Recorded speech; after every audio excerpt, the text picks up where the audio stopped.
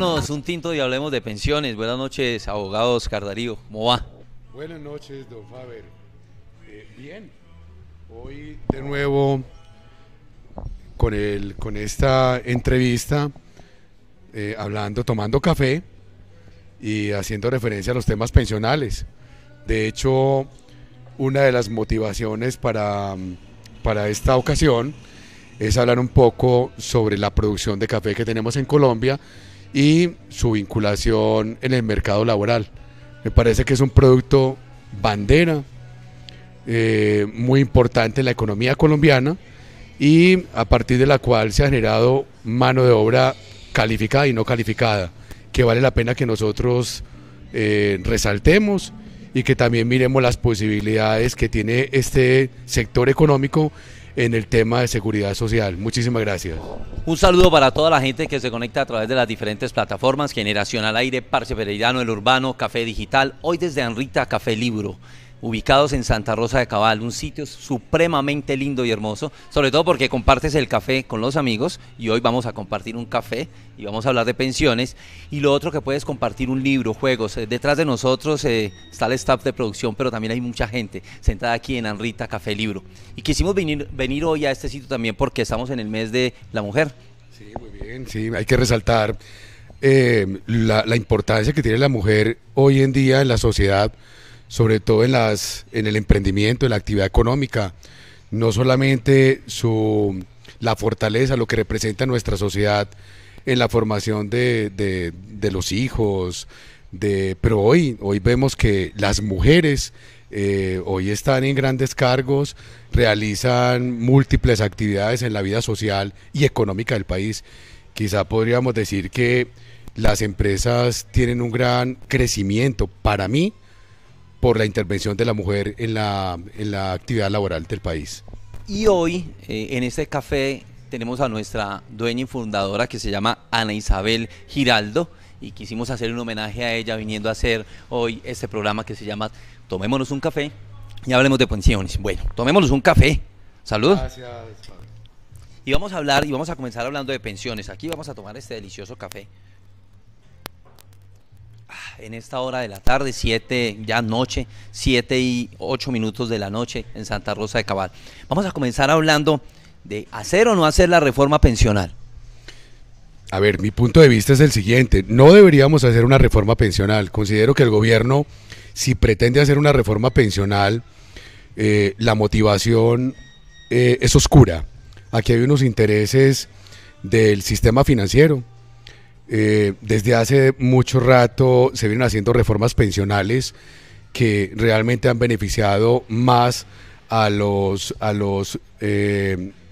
las personas que invierten en los fondos privados más que al público general y a los trabajadores de Colombia. ¿Por qué lo digo? Desde 1994, cuando entró en vigencia el Sistema General de Pensiones, podría uno pensar que la motivación fue muy favorable para todos los trabajadores. En primer lugar, porque existía la posibilidad de que los afiliados al sistema pensional tendrían dos posibilidades de afiliación: una en el régimen de prima media, que en esa época era el Seguro Social, hoy es Colpensiones, y en el régimen de ahorro individual, donde hay unos nuevos actores que comenzaron a partir de 1994. Pero desde allí viene una gran equivocación. Con esa ley 100 se modificaron incluso las posibilidades de pensionarme en Colombia por vejez, mientras que con la ley que estaba vigente en ese momento, el acuerdo 049 de 1990, las personas podrían pensionarse en Colombia con solo tener acreditadas 500 semanas cotizadas en los últimos 20 años o 1000 semanas. Cuando ingresamos en la ley 100, cuando entró en vigencia la ley 100, se cambió esa normatividad. Ya la ley exigió como requisito 1000 semanas. Con la ley anterior, con solo tener 1250 semanas, usted tenía una pensión equivalente al 90% del ingreso base de cotización. Hoy, si seguimos en ese régimen de prima media que hoy está en Colpensiones, para tener el 65% o menos del 65%, usted tiene que cotizar como mínimo 1300 semanas. En el régimen de ahorro individual, difícilmente. Y prueba de la experiencia nuestra, porque hemos tenido personas en la empresa que han cotizado en los últimos 2 años con 2 salarios mínimos y la única pensión que pueden adquirir en el régimen de ahorro individual es salario mínimo, y eso por garantía de pensión mínima. ¿Qué quiere decir eso? Que los aportes de mínimo 1.150 semanas, que es el que le exige el régimen de ahorro individual para tener derecho a la garantía de pensión mínima, o para tener derecho a una pensión a cualquier edad como lo establece el régimen de ahorro individual, usted como mínimo necesita tener un capital de 240 millones de pesos. Perdón, ¿cuánto? 240 millones de pesos. Y cuando yo tengo 240 millones de pesos, ¿cuánto tiempo necesitaría? imagínate que ni siquiera con 40 años de cotizaciones, usted alcanza ese capital. Y tendría que estar ganando ¿cuánto dinero más o menos para que me diera eso en 40 años? Superior a 3 salarios mínimos. Imagínate que hoy incluso los fondos, por lo menos lo que ofrecen en el mercado y la diferencia que establecen con el régimen de prima media, que se los da la misma legislación. O sea, le han beneficiado. Las legislaciones lo hacen nuestros congresistas y son ellos quienes prácticamente les permiten tener unas diferencias muy marcadas entre el régimen de ahorro individuales de prima media en lo siguiente. Ellos ofrecen y por lo menos invitan a que la gran mayoría de personas estén afiliadas en el régimen de ahorro individual más que en el régimen de prima media, porque allí está establecido en la norma, usted solamente necesita 1.150 semanas, diferente a Colpensiones que son 1.300, para tener derecho a la garantía de pensión mínima, que es una pensión de salario mínimo. Pero yo te hago una pregunta, Faber, y también al público en general.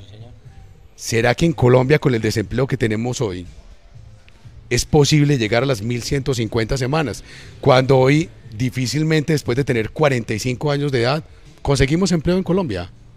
A no ser que usted sea un emprendedor, a no ser que usted tenga un capital suficiente para cotizar al sistema de seguridad social, porque estás obligado a cotizar, porque difícilmente puedes cotizar después de los 45 años. Entonces, si yo estoy en el régimen de ahorro individual y tengo 1.000 semanas cotizadas, pero tengo 55 años de edad y soy hombre, en esos años que me faltan, Que serían 7. 7 años, difícilmente puedo conseguir empleo a los 55 años para cotizar las 150 semanas que me faltan. Diferente lo que pasa con el régimen de prima media. Usted puede tener 55 años de edad, tener 1.000 semanas, le faltarían prácticamente para cotizar, para llegar a las 1.300 en el régimen público, le faltarían 6 años de cotización, y usted, si no tiene empleo, puede acceder al programa del gobierno en subsidio para cotizaciones en pensiones.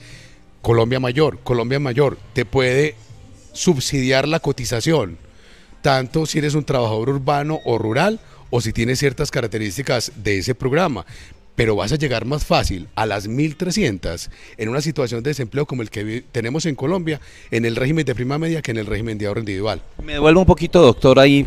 Doctor, le puedo decir doctor porque es abogado. Hicimos una salvedad esta mañana y le voy a contar una noticia. En Itagüí, el alcalde de Itagüí le dijo que a toda la gente que trabaja en el sector público, por favor no le digan doctores, que ellos no son doctores. Los doctores son los PhD y los abogados. Lo hicimos muy claro esta mañana. Entonces, solo se le puede decir doctor a los abogados y a los PhD. Entonces, doctor, me devuelvo un poquito. Resulta que yo venía en mi fondo de pensiones privado. Yo comencé muy temprano, a los 18 años, inclusive desde los 17 años comencé a trabajar, pero a los 18 por alguna cosa me llevaron a Colfondos, lo voy a decir, es Colfondos, y me dijeron, no, son lo mejor, además porque usted con 1.000 semanas ya está casi listo y usted se puede pensionar cuando usted quiere. Yo dije, no, pues imagínese, yo a los 18 comenzando a trabajar, me puedo pensionar a los 45 años, 30 años que trabaje o 28 años que trabaje, y me pensiono a los 45 y ya puedo tener una buena pensión. Entonces eso no es verdad, eso ya no es posible, pues porque ya me di cuenta que no es posible en este momento. No, mira, digamos que es una verdad, pero que no es una verdad para todo el mundo, porque es que para pensionarme a cualquier edad, que es la característica que tiene el régimen de ahorro individual, hay que tener un capital muy alto para poder tener derecho a una pensión por garantía de pensión mínima o para tener derecho a una pensión anticipada por renta vitalicia, retiro programado o las demás los demás tipos de pensiones que tenemos en el régimen de ahorro individual. Son pensiones efectivamente que se ofrecen a cualquier edad. Pero ¿quiénes han recibido ese tipo de pensiones? Personas que estuvieron en un fondo, en una entidad pública, que tienen derecho, que tuvieron unos 10, 15, 20 años antes de entrar en vigencia la Ley 100 de 1994, de 1993, que entró en vigencia en 1994, y que lógicamente esos bonos pensionales o ese tiempo de servicio generaron un bono pensional que hoy podría, o sea, hoy a muchas personas le generaron la posibilidad de una pensión anticipada, pero eso no es para todo el mundo. Hoy las personas, los que están afiliados al régimen de ahorro individual, la gran mayoría son personas que solo cotizan con el salario mínimo, y esas personas que cotizan con salario mínimo difícilmente tienen derecho a una pensión anticipada. O sea que esa característica que le ofrece el régimen de ahorro individual no aplica para las personas que cotizan por salario mínimo ni por dos. Bueno, pero el gobierno viene insistiendo constantemente en esto de la reforma pensional, y usted hizo una gran introducción frente a ello, y dice, debemos hacer la reforma pensional porque le va a favorecer a mucha gente, le va a ayudar a aquellos que no alcanzaron y que no están llegando, porque pueden hacer algo que se llama los BEPS, algo he escuchado sobre eso y usted nos va a explicar, y eso es verdad o es mentira. ¿Es válido hacer esa reforma pensional? ¿Favorece a la clase media, a la clase baja, a la clase que no tiene la posibilidad de cotizar constantemente? ¿Favorece o no favorece? Mira, insisto, mi percepción es que no necesitamos de ninguna reforma pensional. Las reformas pensionales que se dieron a partir de la Ley 100 o Ley 797 del 2003 solo han beneficiado al régimen de ahorro individual y han perjudicado a todas aquellas personas que están afiliadas al régimen de prima media. Insisto en ello por lo siguiente: cuando yo estaba afiliado al Seguro Social, sí, y no estaba vigente la Ley 100, yo tenía derecho a una pensión cuando tenía 60 años de edad y acreditaba 500 semanas cotizadas en los últimos 20 años o 1000 en toda la vida. Con Ley 100 me cambiaron las reglas de juego para el régimen público. ¿Qué me dijeron? Ya no son 500, sino que son 1000. O sea, ese es el requisito mínimo. Y me incrementaron para tener derecho al 85% de mi pensión, que antes para el 90 necesitaba 1250 semanas. Con Ley 100 ya no era el 90 sino el 85%, y me incrementaron el número de semanas. El número de semanas pasó a 1400 semanas. Y luego con Ley 797 me cambiaron nuevamente las reglas de juego. Ya me dijeron, no, para tener derecho a una pensión de vejez en el régimen público ya requieres una edad de 62 años hombres y 57 mujeres, y como mínimo 1300 semanas. Y para el tope máximo, para tener derecho al 80%, que es el tope máximo para una pensión del ingreso base de cotización, yo necesito cotizar 1800 semanas. Entonces imagínate, lo mínimo en el régimen de prima media... Espere, ahí devuélvase, doctor, que esa no la entendí. La ley dice que 1300. Ok. Para tener derecho a la pensión requiero tener 57 años mujeres, 62 los hombres y un mínimo de 1300 semanas. Yo voy y miro allá mi catálogo, mi historia, entonces digo, mire, Faber Cortés tiene 47 años, le faltan un jurgo todavía, 15, pero en ese momento tengo 1100 semanas. Y dice, yo digo, pues me faltan 200, porque, ¿cierto? Y me faltan todavía 15 años. Muy bien. Hasta ahí voy. Pero usted me dice que 1800, ahí no entendí. Como las pensiones en el régimen de prima media tiene una forma de liquidación. Okay. Esa liquidación se establece por el ingreso base de cotización. Perfecto. La norma establece que para tener derecho al máximo de cotización con Ley 797, que es el 80%, como mínimo yo lo logro cuando tengo cotizadas 1800 semanas. O sea que con 1300 semanas no te van a dar el 80% del ingreso base de cotización, solamente te van a dar el 65% o menos, dependiendo del valor con el cual estás haciendo la cotización en pensión. Bueno, ese ingreso base de cotización es lo que yo he cotizado durante mi última vida, mis últimos 10 años. Ese ¿cómo se saca? En el régimen de ahorro de prima media, sí, el del Seguro Social, para los que... El ingreso base de cotización se toma de dos maneras, o el de toda la vida o el de los últimos 10 años, y la entidad está obligada a aplicar el que le sea más favorable a esa persona que se va a pensionar. Pero qué bueno que haga esa claridad, porque esta semana me encontré a alguien que me decía, no, es que yo debo seguir trabajando porque si en estos últimos 10 años yo no trabajo, pierdo toda mi pensión. ¿No es válido eso? A ver, mientras usted esté laborando, está obligado a hacer cotizaciones. Si usted es rentista, está obligado a hacer cotizaciones al sistema de seguridad social. ¿Cuándo no es obligatorio hacer cotizaciones? Cuando usted ya cumplió los requisitos de pensión, que son dos en el régimen de prima media: edad y semanas. Muy bien. Entonces, John Faber sigue trabajando estos 15 años que le hacen falta, llega a los 62 y probablemente va a ser, ¿cuántas semanas? Ahí sí tengo 1000 en ese momento, 1100, me faltan 200, yo creo que sí alcanzo, ¿o no? Claro que sí, claro. Sí, 15, sí, yo alcanzo. Muy bien. Pero para poder tener ese 80%, que sería un buen valor de mi pensión, debo tener 1800. Hasta ahí sí me hizo... Muy bien. Pero esa diferencia la siente el que está cotizando por encima del salario mínimo. Okay. Claro, porque si tú cotizas por el salario mínimo, esa pensión, así tengas 1800 semanas o 2000 semanas, será del salario mínimo.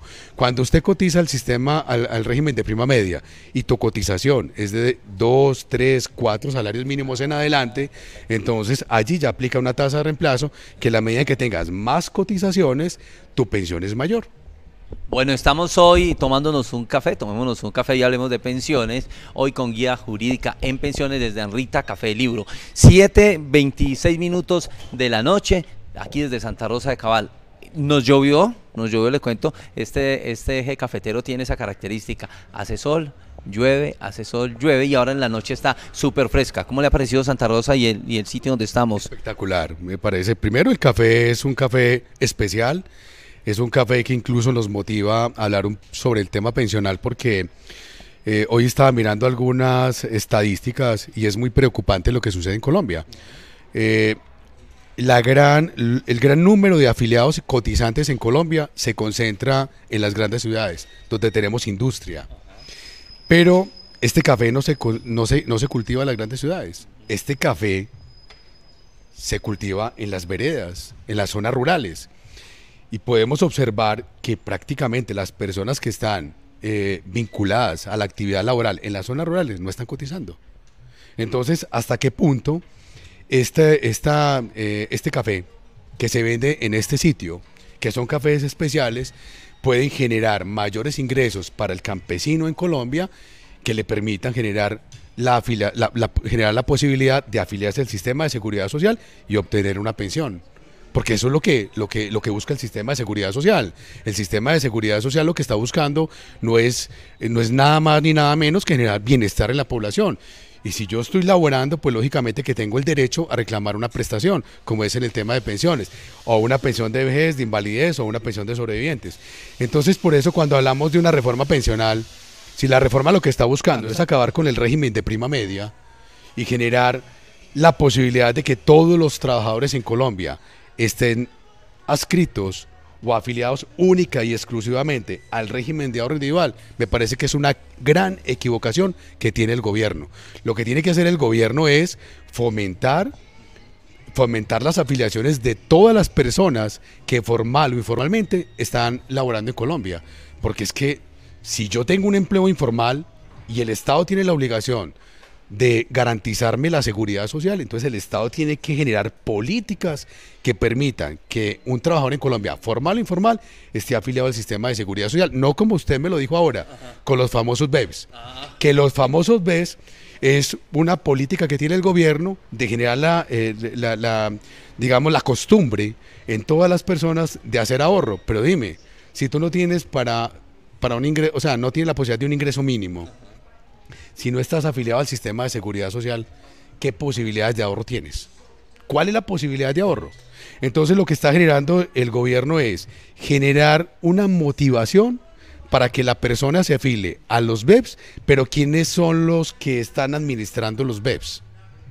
O sea, los que... ¿No es el gobierno? ¿No es el gobierno? Muy bien, lo administra el gobierno porque lo administra Colpensiones, pero los que pagan los BEPS no es el gobierno. Las aseguradoras. Ah, una entidad privada, eso está muy interesante. Finalmente, estos recursos que los ahorran terminan en manos de una aseguradora. Ah, eso está muy interesante. Y una aseguradora que no te ofrece una pensión, porque no es lo mismo una pensión que un beneficio BEPS. Venga, pero es que yo lo que he escuchado es que dice, mire, señor Faber, coja, empieza a ahorrarlo, verá que le va a servir porque probablemente usted no alcance. Pero con el BEPS usted va a tener por lo menos una posibilidad de alguna pensión, pero usted me está diciendo que no es una pensión. Entonces, ¿qué es eso? Equivocado. Ahí hay una presentación equivocada y una presentación que no, que hay que por lo menos mostrársela al público realmente cómo funciona. Mira, cuando tú estás cotizándole al sistema de seguridad social, tú adquieres unos derechos de seguridad social.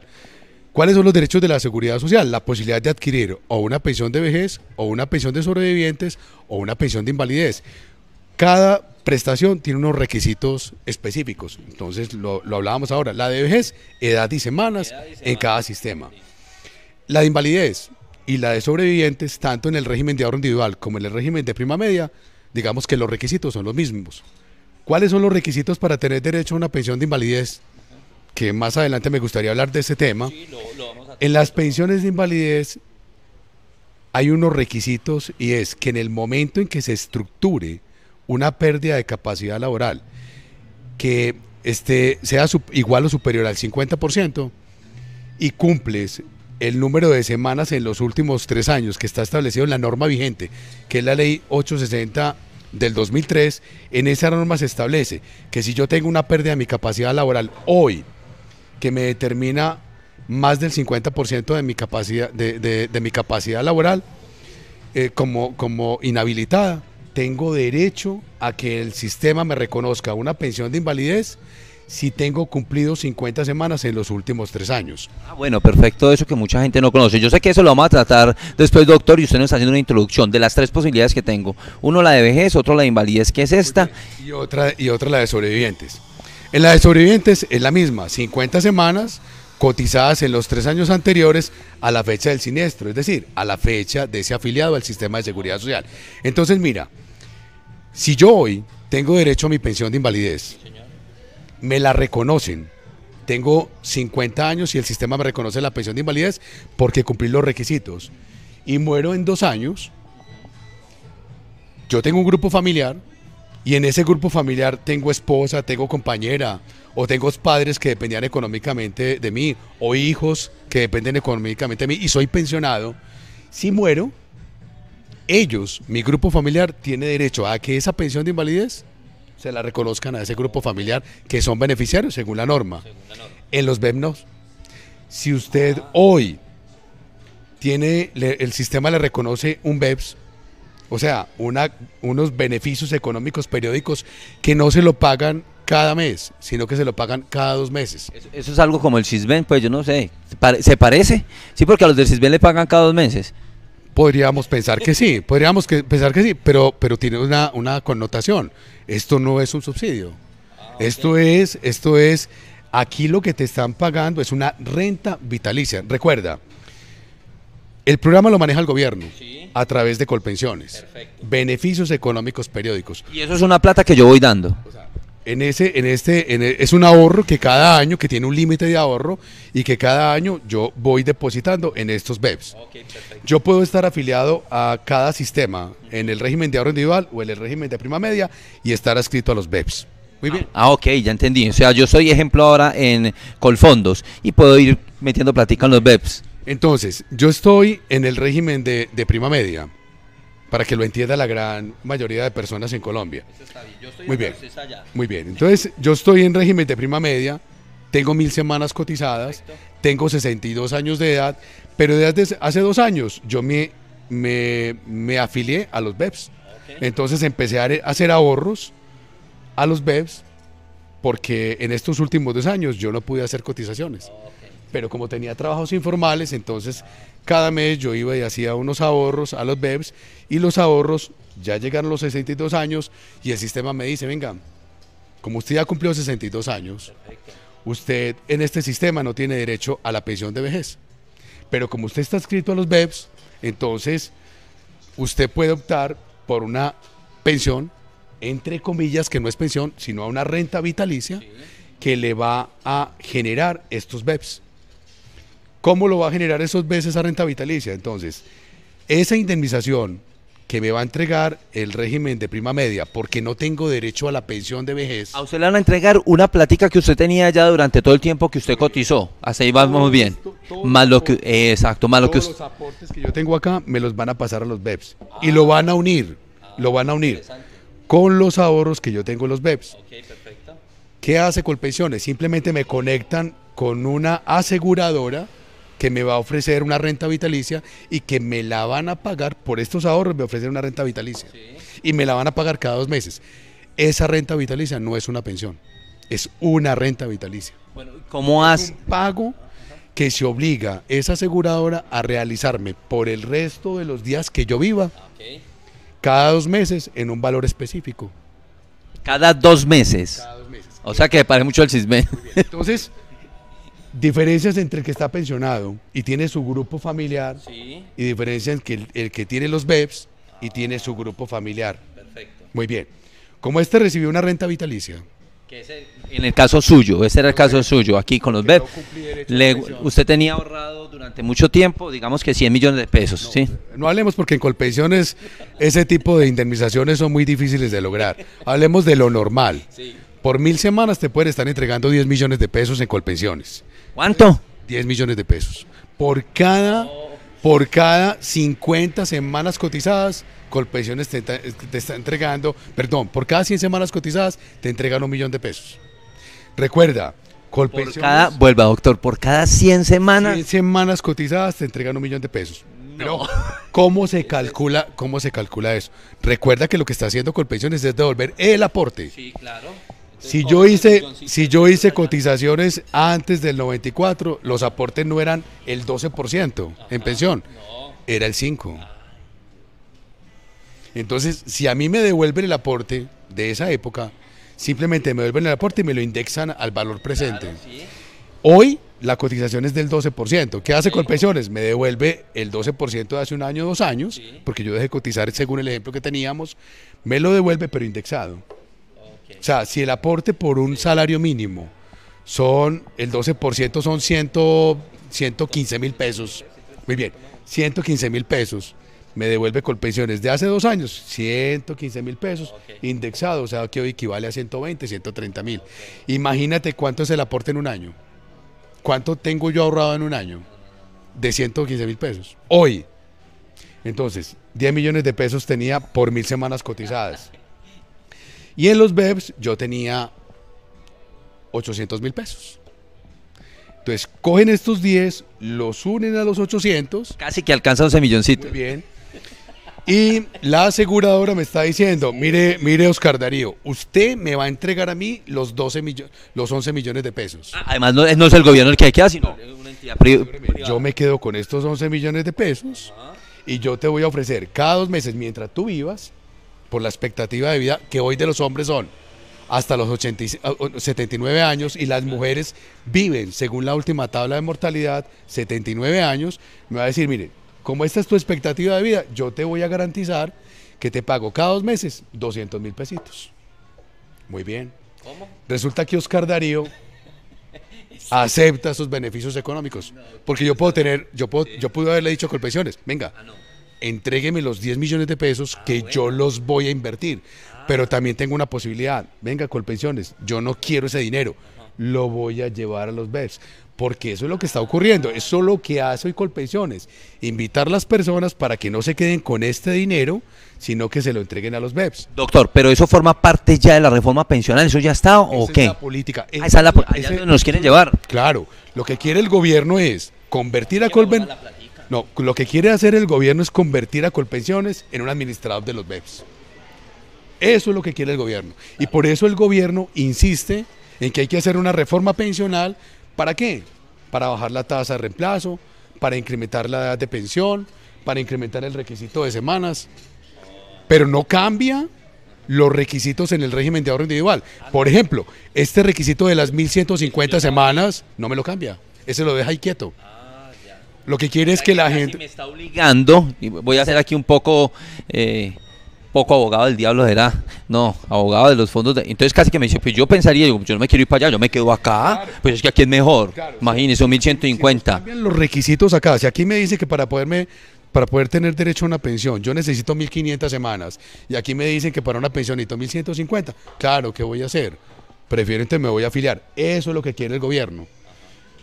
O sea, está engañando prácticamente a todos los trabajadores en Colombia para que todos lleven sus ahorros al régimen de ahorro individual. ¿Y cuál es el beneficio de ahorro individual? Simplemente pensionarse con el mínimo. Eso es lo que está ofreciendo el gobierno. Porque es que para yo pensionarme con 2 salarios mínimos en este régimen de ahorro individual, o para pensionarme, mire, le doy un ejemplo, para pensionarme con 3 millones de pesos. Con 3 millones acá. 3 millones. Hombre. En Colfondo, Muy bien. Colfondo, sí. Hombre, 62 años. Sí, señor. Cotizo, o sea, quiero una pensión en este fondo de pensiones de 3 millones de pesos. ¿Sabe cuál es el capital que tiene que tener para esa pensión? No, pues no me imagino, 600 millones. No sé 800, 900 millones de pesos en esa cuenta individual. Les cuento que no me pensiono. Eso es lo que yo necesito. Muy bien. Si mi opción era pasarme para Colpensión, para Colfondo, de Colfondos a Colpensiones, y ahí qué tendría que hacer, ejemplo, pero es que claro que es que lo duro es, pues sigo pensando, es que si me voy para allá me mandan para los BEPS, ¿será que me paso o no? Pero entonces mejor no la reforma pensional, sería lo primero. Sigamos hablando de los BEPS. Mientras que yo tengo una pensión de vejez acá, Sí. si muero mi grupo familiar tiene derecho a que esa pensión se la paguen a mi grupo familiar. En los BEPS no. Si dentro de un año Oscar Darío muere, como era una renta vitalicia, lo que te estaban pagando por BEPS, se acabó. Ese grupo familiar quedó desprotegido. O sea que todos los ahorros de mi vida se perdieron. Los 10 millones que tenías ahí, que te los, más los 800. que te iban a pagar en cada 2 meses 200.000 pesitos, porque eso te ofreció esta aseguradora. Si mueres dentro de un año ya se perdió. Mi grupo familiar queda desprotegido y la aseguradora se quedó con los 10 millones de pesos. Oscar Darío, finalmente la gente ha tratado de dar su pensión durante mucho tiempo y es para esto, para poder en su vejez estar con un valor y poder en su vejez, si en algún momento muere, dejarle algo a su familia. Pero como está la situación en este momento, ya no va a haber nada ni siquiera ni para uno ni para la familia. Es que recuerda, estamos hablando de unos derechos de seguridad social. O sea, los BEPS no están garantizando esos derechos a la seguridad social. Los derechos a la seguridad social los garantiza el sistema cuando yo estoy haciendo aportes al sistema. O sea, si yo le aporto al sistema de seguridad social, tengo derecho a una pensión de vejez, invalidez y sobrevivientes. Cuando yo estoy en los BEPS, tengo una renta vitalicia. Pero imagínate, mi grupo no queda desprotegido si yo muero. Bueno, pero igual lo que el gobierno plantea y dice que es que hay que hacerlo de esta manera porque como hay mucha gente que no está cotizando y entre eso están todos los microempresarios, los cultivadores, los empleados, todo el desempleo, digamos entre comillas, que hay, el que trabaja en la calle que el día a día encuentra las maneras de sostenerse. Entonces el gobierno dice, no, pues hay que hacer esto y hay que hacer la reforma para por lo menos esa gente se pueda pensionar, entre comillas, con ese poquito. En eso se están basando. Sí, realmente es muy preocupante lo que propone el gobierno y realmente tenemos que estar muy atentos a esas posibles reformas pensionales. Yo realmente invito a todos los trabajadores en Colombia a que se afilien a Colpensiones. Nosotros tenemos que proteger este régimen público. Lo tenemos que proteger por muchas razones. Primero, porque es que allí es más fácil garantizar el mínimo vital acá que acá. Porque si mi mínimo vital son 2 salarios mínimos, 2 millones de pesos, 3 millones de pesos, es más fácil tener, a pesar de tener una tasa de reemplazo que hoy no es tan favorable como antes, es más fácil tenerlo acá en el régimen de prima media que en el régimen de ahorro individual. Ya lo puse de presente, o sea, realmente, si yo quiero una pensión de 3 millones de pesos, si usted le pregunta a los fondos privados, a esa persona que lo debe asesorar, porque es la obligación que tienen los fondos privados, si usted le pregunta qué capital tiene que tener usted para pensionarse con 3 millones de pesos y ellos le responden que ese capital son 900 millones de pesos y usted hace sus cuentas, difícilmente usted se afilia a ese régimen de ahorro individual. Lastimosamente, cuando se vino esa reforma pensional en 1994, cuando entró en vigencia esa ley 100, o sea, la gran mayoría de personas que se afiliaron al régimen de ahorro individual no tuvieron esa asesoría. Yo no la tuve. Ejemplo. Por eso hoy, la gran mayoría de personas que hoy lastimosamente le faltan menos de 10 años para pensionarse, no encuentran otro camino para regresar a Colpensiones que una demanda judicial. ¿Y por qué lo tienen que hacer? Porque el gobierno, claro, protegió estos fondos privados. No solamente pasó de largo el hecho de que cuando estas personas se afiliaron a este sistema y no se les garantizó esa asesoría, ese consentimiento informado al momento de su afiliación, el gobierno, a pesar de que existía la superfinanciera, se hizo el de la brocha, o sea, prácticamente se vendó. O sea, nunca inspeccionó esas afiliaciones que se estaban dando. Para proteger estos afiliados, o mejor, para proteger estos inversionistas de los fondos privados, en Ley 797 nos metieron una normita. Y esa normita que estableció, que si te faltan menos de 10 años ya no te puedes trasladar de régimen.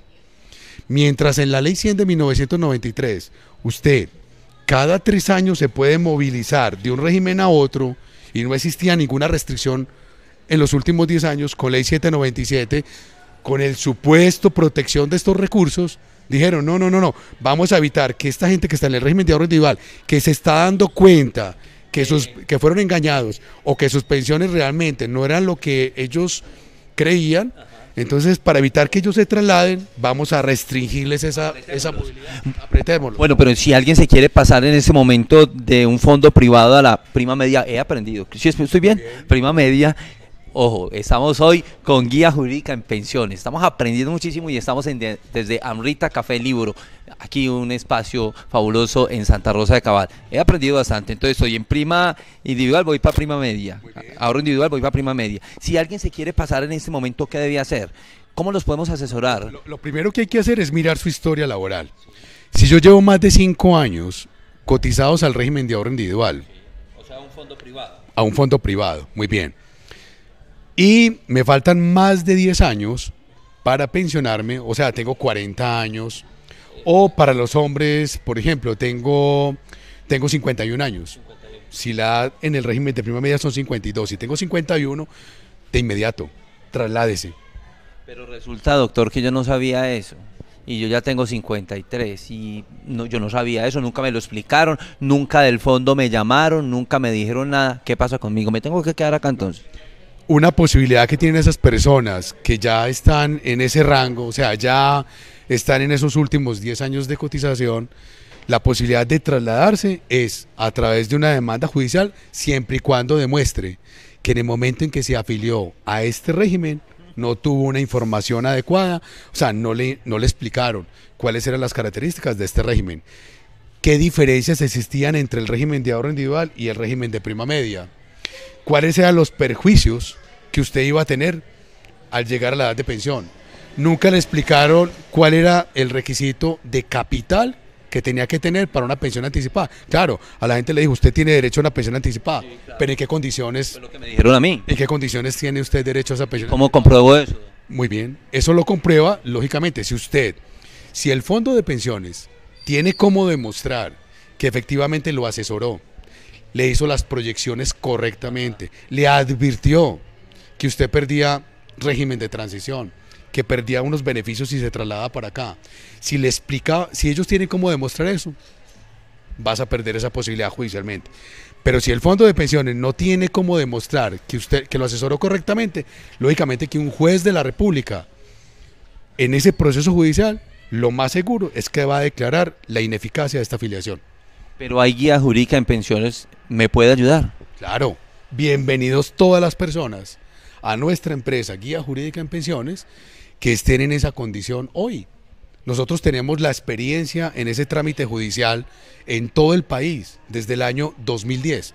Venimos incluso incursionando en ese tipo de demandas y hoy puedo manifestar a todas las personas que están viendo este programa que hoy la Corte Suprema de Justicia, que es el órgano de cierre en la justicia ordinaria, tiene un criterio unificado, y es que si no se demuestra por parte de los fondos de pensiones que existió un consentimiento informado, o sea, que al momento de la afiliación no se le advirtieron todas esas situaciones a ese afiliado, van a declarar la ineficacia de la afiliación.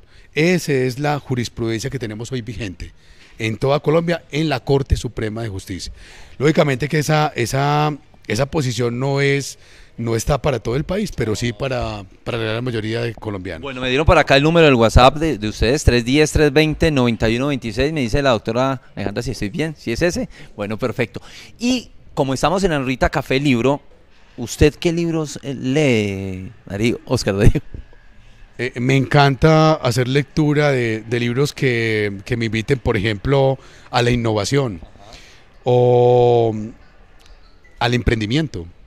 De hecho, hay un libro que a mí me generó grandes enseñanzas, y es de un chef que hay en Colombia, Juan Manuel Barrientos, una persona joven como que tuvo una experiencia como la que hoy vamos a tener acá en este café, y realmente la experiencia es que hay que ser especialista en cualquier tema, en el tema de pensiones, en el tema del café, para poder ofrecer un buen producto y para que los colombianos o la gente que nos visite realmente sienta una diferencia entre el café que nos tomamos acá y el café que podemos que puede ser ofrecido en cualquier otra tienda de café.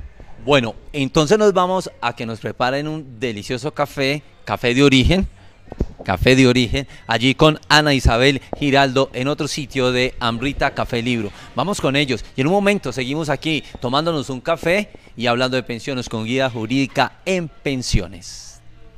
Pues sí, Faber, profe, nos encontramos en este momento en otro lugar de acá de Anrita Café y Libro, y me encuentro, perdón, precisamente con Ana Isabel Giraldo, la gestora de este lugar tan espectacular, tan hermoso, un lugar sumamente agradable aquí en Santa Rosa. Ana, bienvenida. ¿Qué nos irán a preparar? Hola, buenas noches, bienvenidos a Generación al Aire, a todos ustedes. Saben que esta es su casa y acá siempre bienvenidos. Anita, ¿qué nos va a preparar hoy? Bueno, vamos a hacer una preparación en Chemex. Chemex. ¿Sabe algo de Chemex, doctor? Pues me gustaría que nos explicara qué significa esa preparación, o sea, ¿por qué la preparación? Bueno, este es Chemex, ¿cierto? Esto es un invento alemán.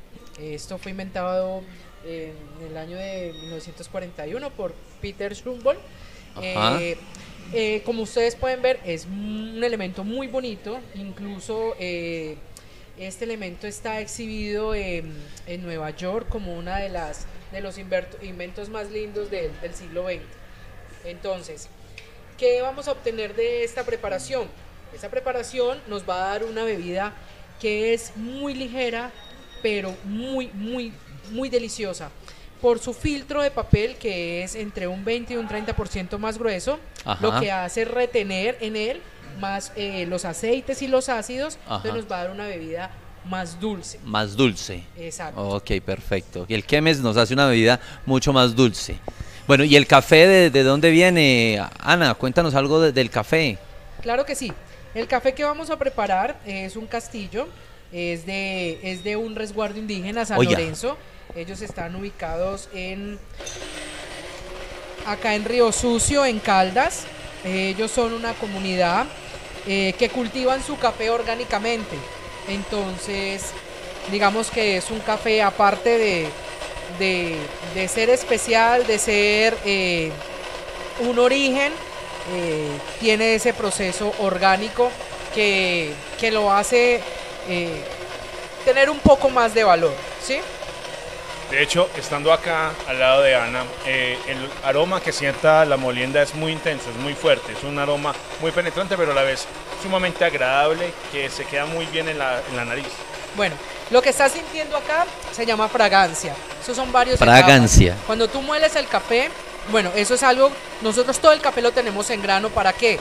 Para que el café sea más fresco y que tú tengas una bebida totalmente fresca al momento, porque el grano conserva más esos atributos que tiene el café.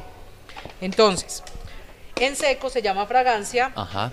Cuando ya lo tenemos en bebida, ya cambia esa fragancia a aroma. Aroma, eso sí aprendí yo, fragancia y aroma, ese sí me la aprendí, fragancia y aroma. ¿Por Siempre qué, aprendemos algo, profe. por qué, Anita, traer café de un resguardo? ¿Qué hace usted trayendo un café de un resguardo y por qué no comprarlo a una multinacional? Yo no sé qué más, el equipo de producción no hace sino que está. Suspiramos. No, y de hecho, qué interesante esa propuesta, o sea, de que aquí en este sitio estén utilizando un café de origen, un café que debe tener unas características muy especiales. ¿Me podrías explicar cuáles son las características de este café? Claro que sí, un poco para responderle al profe es porque nosotros acá tenemos, en este momento tenemos 10 orígenes. 10 orígenes, muy bien. ¿Por qué no comprar tú dices de pronto a instituciones, sí, a cooperativas? Okay. Bueno, porque lo que nosotros queremos resaltar y luchar es por un comercio justo. Lo que nosotros estamos haciendo es quitar esos intermediarios que en algún momento percibían esa ganancia y se quedaban con ella. Entonces al caficultor, que es el verdadero protagonista de toda la cadena cafetera de producción, o sea, no percibía nada. Entonces, nosotros vamos directamente con el caficultor, negociamos, ese caficultor está recibiendo un sobreprecio por un café con unas características diferentes, que lo hacen diferente. Entonces, cada origen es una familia, cada origen es un perfil, cada origen es una historia. Entonces, eso es lo que queremos, siempre resaltar el comercio justo, garantizar la trazabilidad. La trazabilidad es que tú el café que te vas a tomar, sabes quién es el productor, ajá, qué variedad es, a qué altura está, qué proceso tiene, cuál es su perfil. Esa es la trazabilidad y eso es lo que queremos y lo que hacemos en cada uno de estos de estos cafés donde tenemos cafés de origen, es resaltar la labor del caficultor, enaltecer esa labor que a veces es tan golpeada, pero lo que queremos es volvamos al origen. Perfecto. Eso es lo que queremos promover, volvamos al origen. El campo realmente, ahí es donde están las bases, ahí es donde está el futuro. El campo sí tiene futuro. Y Oscar Darío le hacía la pregunta de qué altura, en dónde se cultiva este café y cuáles son las características de este café. Cuando usted nos conteste, le voy a hacer una pregunta al doctor que aquí se me vino a la mente y que tiene que ver, se la voy a tirar de una vez y la va pensando mientras Anita nos contesta. Significa que estos sitios como Anrita Café Libro ayudan a que eso que dice el gobierno, que es el empleo informal, que no puede cotizar y por eso hay que pasarse para ese nuevo régimen, lo que hace Anrita favorece para que esas personas empiecen a cotizar. Ya me lo contesta, doctor, mientras Anita nos colabora diciéndonos ese café qué características tiene. Bueno, como les dije, este es un castillo, es de este resguardo indígena San Lorenzo, está cultivado a 1750 metros sobre el nivel del mar. Tiene este es un café, es un lavado, por lo que somos conocidos en Colombia. ¿Y cuál es el perfil de este café? Este café es muy afrutado, es muy vinoso, tiene un posgusto totalmente dulce, prolongado, se queda en tu boca y tiene una acidez cítrica. Es importante resaltar que cuando nosotros hablamos de que es un café dulce, no quiere decir que no le sientas la acidez. La acidez es muy importante porque es parte de nuestro atributo. O sea, un café incluso que no tenga acidez es castigado en precio, ¿sí? Pero hay que ser bien, hay que saber diferenciar entre acidez y amargura. Entonces hay un ejercicio que siempre es muy válido. ¿Cuál es? Tú cuando coges un limón, sí, lo exprimes, sí, y tomas un poquito. Sí. ¿Eso qué es? Ese es acidez. Correcto. Exacto. Si lo dejas reposar 10 minutos. No, ya entonces se volvió amargo, perfecto. Correcto. Es el mejor ejemplo. La limonada que te hace. Exacto, cuando tú te la tomas, esa acidez te queda en la qué lengua. bien, ¿no? Cuando es amargo te queda por acá atrás. Muy bien. Entonces, o sea que últimamente en algunos sitios me he tomado unos cafés muy amargos. No, pero ojo, no los cafés que hemos visitado, porque los cafés que hemos visitado ha sido café de origen, doctor. Sí, así es. Pero mira, aquí vale la pena que resaltemos algo. Como economista aprendí que Colombia es un país cafetero. Siempre he tomado café, pero hoy, para mí, digamos que lo que yo deseo es tomarme un café especial, un café como el de hoy, un café de origen. Un café que tiene unas características muy especiales como la que nos están resaltando acá. Pero más adelante, qué bueno hacer una reflexión, ¿qué pasa con ese cafetero? ¿Qué pasa con el tema de seguridad social? Más adelante lo complementamos, vale la pena el ejercicio. Sigamos allí con el café. Un poco más de café. Recuerde que hoy estamos en Anrita Café y Libro con guía jurídica en pensiones. Estamos tomándonos un café y hablando de pensiones. Continúen allá ustedes con el café, con la preparación. Contémosle aquí un poco a la gente que nos está viendo y también a los que estamos aquí, ¿en qué proceso va el café en este momento? Bueno, lo que hicimos ahora fue moler el café, lo pusimos, todo va pesado, todo tiene un ratio es la proporción agua-café. Hicimos una preinfusión, que fue poner solo un poco de agua, esperando 50 segundos en este caso. ¿Para qué nos sirve la preinfusión? Como todo el café se muele en el instante, cuando yo hago la preinfusión, esas partículas de café entran en contacto con el agua. Lo que hace ese momento es liberar primero ese CO2 que se obtiene en el proceso de tostión y hace que las partículas de café se expandan. Así vamos a tener una mejor extracción. Después de eso, pasados los 50 segundos, ya estamos colocando el agua, que es parte ya de nuestra bebida. ¿Hay alguna estrategia particular, una técnica particular para poner el agua en el filtro? Mira, eso es lo bonito de este mundo, y es cada barista tiene su forma de vertir, cada barista tiene su forma de sacarle esos atributos al café. Acá yo ¿cómo hago el vertido? El vertido lo hago en círculos para generar turbulencia. Anita, esta mañana me quedó bueno el café entonces a mí. No era de origen, era un café de... Por eso digo que me quedó un tanto ¿Era de amargo. origen del supermercado? Sí, de origen del supermercado. Lo hicimos en la casa de Quique y le dije a Quique que había que hacer, ¿sí recuerda, director? Que había que hacerlo en círculos para que sacara sus aromas y demás propiedades. Estoy aprendiendo de café, tengo que aprender.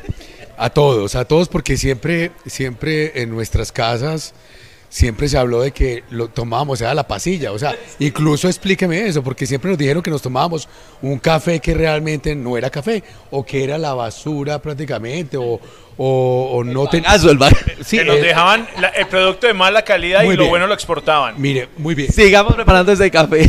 Sí, es verdad, hace unos años todo el café se exportaba, el buen café se exportaba, y nos dejaban la pasilla, lo que es el ripiecito de café, y claro, eso tiene amargos, entonces como eran defectos, entonces le subían la tostión. Lo quemaban para matar la mancha que llaman, la mancha que llaman en la finca. Ahí como, subámosle tostión ahí, algún chocolate se le saca, algún fruto seco. Alguna cosita salía ahí. Alguna cosita.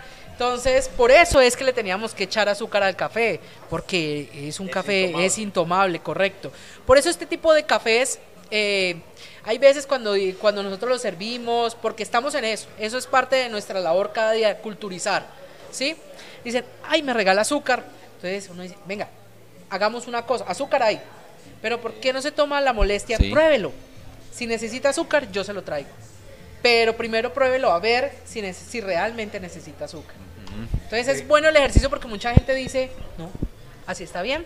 No, y de hecho yo creo que estuvimos acostumbrados a que siempre el café lo acompañábamos con galletas o lo acompañábamos con un dulce. Hombre, es muy rico, pero yo creo que es más rico este café sin nada adicional. O sea, el café puro. Y un café especial como este. Sí, doctor, hace algún tiempo le escuchaba a alguien, un argentino, que está por acá en Pereira, me decía, hombre, es que yo aprendí a tomar café y creo que hoy por hoy echarle azúcar al café es como echarle azúcar a un vino. Eso no sí, funciona, más o menos, es arruinarlo. sí, Entonces creo que hemos aprendido y estos ejercicios que se hacen en lugares como este ayudan mucho para que las personas del común, los que somos de acá, que no conocemos de café, aprendamos a amar este producto de corazón. De verdad, y lo bueno es, y lo bonito, y siempre digo, lo bonito del café es que hay tantas variedades, tantos procesos, con una sola variable que le modifiques al secado, al proceso, te cambia la taza. Entonces, este mundo es infinito.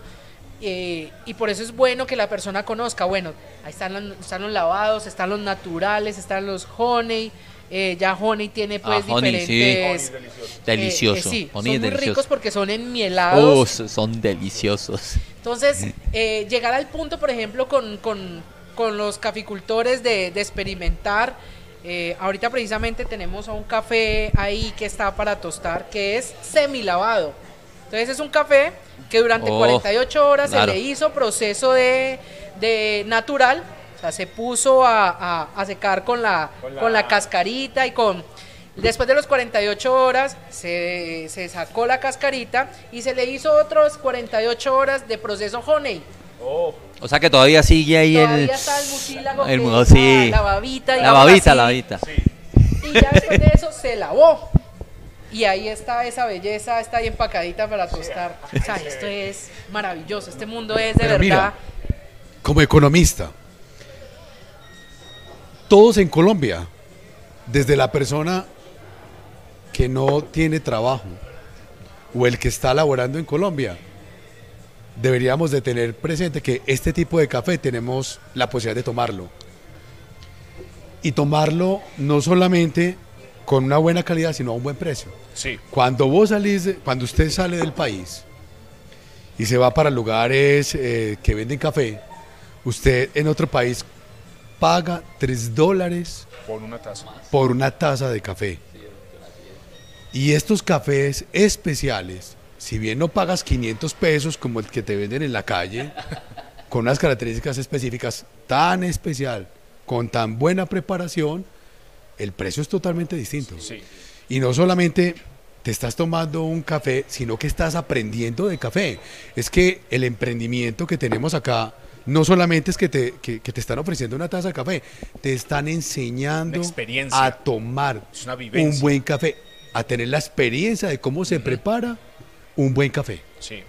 Hace poco, perdón, un aporte ahí, Sí. poco el Comité de Cafeteros para el fin del año pasado propuso que no regalaran una botella de vino en sus anchetas, que no regalaran Sí. chocolates en sus anchetas, que regalaran una libra de café colombiano de buena calidad, de buen perfil, que eso ayudaba a dinamizar la economía del cafetero y aparte de eso generaba un arraigo, un valor de amor por lo propio. Intromisión, para valor, apropiarse. empoderamiento de nuestras cosas. Entonces me parece muy valioso y qué bueno que lo siguiéramos haciendo. Si sales de Colombia, llévate una libra de café para que regales a quien esté El por ministro fuera. de Agricultura hace unos días también dijo, vamos a suspender café que no sea de origen. Se va a consumir en todas las entidades públicas café de origen, café de la finca. Necesitamos que la gente, nuestros empleados, toda la gente empiece a consumir nuestro café y me parece válido. Porque eso además, doctor, y yo le hacía la pregunta, ¿eso va a ayudar para qué? Es que miren, con esas políticas del gobierno, donde está incentivando el consumo de la producción colombiana, lo que está generando no solamente es un emprendimiento como el que tenemos acá, sino también una protección a la producción. Y esa producción, lógicamente, cuando tiene un mercado local, donde ese productor lo puede llevar, puede tener un buen precio como en este lugar, o sea, le están pagando el precio justo al productor, lógicamente que está garantizando mayores ingresos al productor y la posibilidad de que ese productor se afilie al sistema de seguridad social. Totalmente. Porque es que, lastimosamente, en Colombia, de 23 millones de personas que laboramos, o sea, que tienen actividad económica productiva, solamente están afiliados al sistema de seguridad social 13 millones. Entonces hay una cantidad de informales. ¿Cuántos de ellos en el sector rural? ¿Cuántos de ellos dedicados a la producción de café que realmente no están protegidos por el sistema de seguridad social? Y no están protegidos, ¿por qué? Porque no tienen cómo cotizar. Ajá. Pero cuando nosotros le garantizamos a ese productor que en Colombia le vamos a consumir esa producción, pues lógicamente que le estamos garantizando los ingresos que lo obligan a estar afiliados al sistema de seguridad social. El gobierno debe implementar ese tipo de políticas, no una reforma pensional para favorecer a unos grupos económicos. Y también está ahí que nosotros como sociedad Doctor, y como comunidad terminamos aportando a esa circulación de recursos para que estos pequeños productores que no tienen la capacidad de afiliarse, pues con nuestras compras terminen afiliándose porque tengan el recurso. Es valiosísimo el aporte. Bueno, mientras ellos terminan de preparar el café, nosotros vamos a tocar un tema súper importante que mandaron aquí en las redes sociales. ¿Qué es eso de la pensión de invalidez? Hablemos un poquito de eso. Yo sé que en otro programa vamos a ahondar más, pero es importante que la gente conozca ¿Qué es eso de la pensión de invalidez? Bueno, como lo dijimos anteriormente, es una de las prestaciones a las que tiene derecho las personas que están afiliadas al sistema de seguridad social. Recordemos que la norma que está vigente exige, para tener derecho a una pensión de invalidez, tener un número de semanas cotizadas, que la norma actual exige 50 semanas cotizadas en los 3 años anteriores. ¿A qué fecha? A la fecha en que se estructura la pérdida de capacidad laboral. ¿Quién determina esa pérdida, doctor? Bueno, la pérdida de capacidad laboral la determina los fondos de pensiones, si la pérdida de capacidad laboral es de origen común, o la determina la ARL cuando la pérdida de capacidad laboral es de origen laboral. ¿Origen común es qué, Oscar? El origen común es cuando no se genera en la actividad laboral. Si yo estoy laborando y en esta labor no tengo una enfermedad laboral o no se genera un accidente laboral, pero tengo una patología que no se generó acá, quiere decir que el origen de esa patología es común. Ok, perfecto. Muy bien. Sí, muy claro. Bueno, entonces, ¿qué tengo que hacer o qué tiene que hacer un afiliado al sistema de seguridad social para tener derecho a una pensión de invalidez? Primero, estar afiliado al sistema de seguridad social. Y segundo, tener una pérdida de capacidad laboral del 50%. Hay un gran error de todos los trabajadores en Colombia y de todos los afiliados al sistema de seguridad social. Nunca nos preparamos para ese siniestro. O sea, estoy en Colombia, tengo la posibilidad de estar afiliado a uno de estos dos sistemas, pero no le cotizo al sistema de seguridad social. Nunca pienso en que en cualquier momento me voy a invalidar. La invalidez es lo más próximo que tiene uno como la muerte. Sí, pero uno trata como de aquí guardar y decir, no, yo creo que voy por 90 años, yo me pensiono, pero de vejez, no de invalidez. Y resulta que ese factor es supremamente importante porque le puede pasar o esa normal general o la otra que me va a tocar el punto, que es la de origen. Origen laboral, origen común. Entonces, mira, ingreso a una empresa, tengo cotizaciones al sistema de seguridad social, manejo una máquina de X en esta empresa y como trabajador me preocupo siempre por el salario, pero nunca me preocupo si el empleador está cumpliendo con las obligaciones de protección en esa actividad que estoy realizando. Entonces nunca le llevo registros ni a la máquina ni a los riesgos que tengo, y si el empleador me cumple con los elementos de protección, nunca me preocupo por él. Claro, en el momento en que tenemos un siniestro, no tenemos cómo buscar una calificación de pérdida de capacidad laboral que me ofrezca, en este sistema de riesgos laborales, que me ofrezca o una indemnización o que me ofrezca una pensión de invalidez. Porque como solamente lo único que yo le llevo al sistema es mi historia clínica, o sea, el concepto del médico donde dice, usted perdió la mano, o usted perdió, muy bien, pero nunca le llevo al sistema de seguridad social, a ese que me va a calificar, a esa ARL, nunca le llevo información laboral, nunca le llevo características de la máquina, nunca le llevo matriz de riesgos, nunca le llevo estudio de puesto de trabajo, nada. Esos son factores que se califican en un estudio de estos, de calificación de pérdida de capacidad laboral. Entonces, ojo, siempre para tramitar una calificación de pérdida de capacidad laboral, no solo lleve su historia clínica, también es importante llevar información laboral. La calificación trae unos elementos importantes que recoge. Entonces, me recoge toda la información de mi enfermedad o del accidente. Me pide los conceptos de los médicos tratantes. Es más, cuando yo estoy en el régimen de ahorro individual o en el de prima media, para que me califiquen estos dos sistemas, me piden el concepto no favorable de rehabilitación. ¿Qué significa eso? Te coloco un ejemplo. Yo, Oscar Darío, tengo SIDA. Hoy me diagnostican SIDA. Esa es una enfermedad progresiva y degenerativa. Pero como hoy me lo diagnosticaron, si le pido al sistema que me califique, lo más seguro es que no me van a calificar con una pérdida de capacidad laboral que me determine una pensión de invalidez. ¿Por qué? Porque hoy que comienza ese diagnóstico, mi nivel de defensas está Está chévere. enfermedad progresiva, En el tiempo es que voy a perder mi capacidad laboral.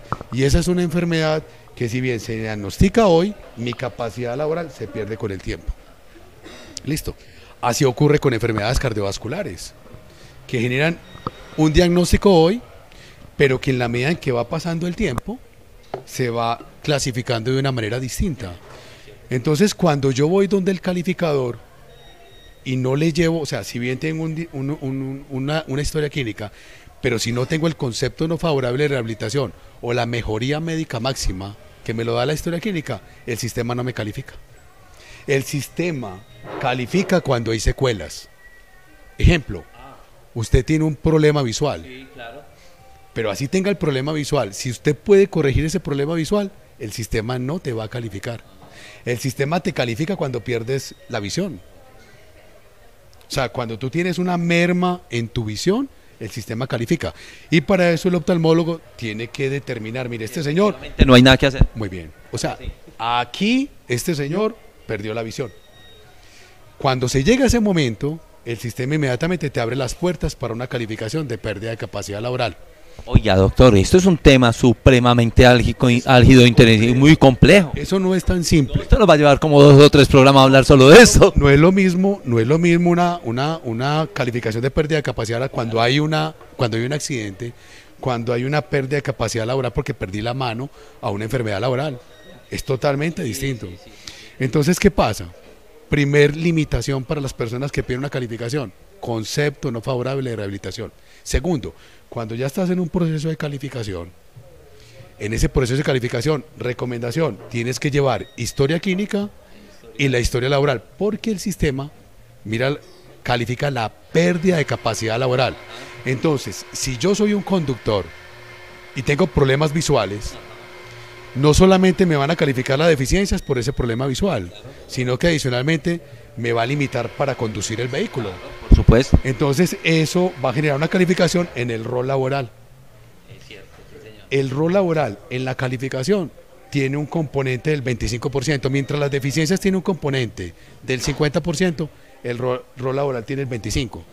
Si esa deficiencia, si esa pérdida de visión me obliga a que cambie de puesto de trabajo, me va a generar una calificación mayor y me va a generar la posibilidad de una pensión de invalidez. Entonces, claro, cuando yo no le llevo al calificador información laboral, el calificador simplemente califica lo que encuentra en la historia clínica, nada más. Solo la parte, digamos, entre comillas, de salud, y lo visualiza con eso y dice, no, pues usted está como bien, porque usted no me está trayendo nada de lo otro, doctor. Se va terminando el tiempo en el programa y creo que nos quedó tema para tocar en nuestro próximo programa sobre esto. No, a mí estos temas, debo recordar, o sea, ya cumplo 20 años de estar como abogado. Las experiencias son múltiples. Nuestras oficinas, tenemos oficinas en la Guía Jurídica en Pensiones, tiene oficinas en la ciudad de Medellín, en la ciudad de Pereira, en la ciudad de Bogotá. Nuestro teléfono WhatsApp, a través del cual nos pueden contactar todas las personas en Colombia y en el mundo, es el número 310-320-9126. Allí todas las personas vía WhatsApp pueden hacer contacto con nuestras oficinas. Somos especialistas en el tema de pensiones y de seguridad social. ¿Y cómo nos encuentran en las redes sociales, doctor? Guía Jurídica en Pensiones. Jurídica en Pensiones. Ese es nuestro nombre, así estamos registrados, estamos al servicio de todos los colombianos y de las personas que en el mundo le realizan cotizaciones al sistema de seguridad social en Colombia, o por ejemplo, las personas que están en España. Recuerden, esas personas, a pesar de que estén viviendo en España, podrían tener derecho a una prestación sumando las cotizaciones que tienen en Colombia con las de España. Bueno, les cuento que hay muchísimo tema para tocar con Guía Jurídica en Pensiones. Hoy estuvimos desde Anrita Café y Libro, tomándonos un tinto y hablando de pensiones. Doctor, vamos a probar este tinto. ¿Qué tal le quedó a Anita? Excelente. Ah, qué delicia, sí, más suave. Solo con el olor se siente la delicia. Bueno, mi nombre es John Faber Cortés, el profe. Nos escuchamos en la radio y nos vemos donde quieran. Hoy a través de Generación al Aire, el Parche Pereirano, el Urbano Noticias, Café Digital. Que tengan una linda y espectacular noche. Doctor, mil y mil gracias. Muchísimas gracias, y la invitación a que, si queremos solucionar el problema en Colombia del desempleo, tenemos que estimular este tipo de actividad económica, no solamente tomándonos un buen café, como en Anrita Café, sino también por lo menos promoviendo y protegiendo la producción de café de los colombianos, en especial este café tan especial. Mil y mil gracias. Jame, lo dejo usted allá con Anita para que se despida. Que tengan una linda noche. Recuerde que hoy hablamos de pensiones y hablamos de cosas muy interesantes. No a la reforma pensional, por favor, porque esos BEPS, Dios mío, creo que me tumbaron. Que tengan una linda noche. Bueno, profe, doctor Oscar, muchísimas gracias. Delicioso el café, Anita. Delicioso este café, espectacular. Qué bueno que les haya gustado. De eso se trata. Nosotros no vendemos una taza de café, vendemos experiencias y para todos. Cada vez que entras a un café, estás apoyando a una familia caficultora. Bueno, recordémosles dónde estamos ubicados aquí en Anrita Café. Bueno, estamos ubicados en la carrera 13, número 1114, en Santa Rosa de Cabal. Por acá los esperamos para tomarnos una buena taza de café. Aparecemos como @Anrita Café Libro en Facebook e Instagram. Listo, bueno, ha sido todo por el día de hoy. Muchísimas gracias y ya saben, pendientes que en 15 días estaremos nuevamente con ustedes con más información sobre pensiones.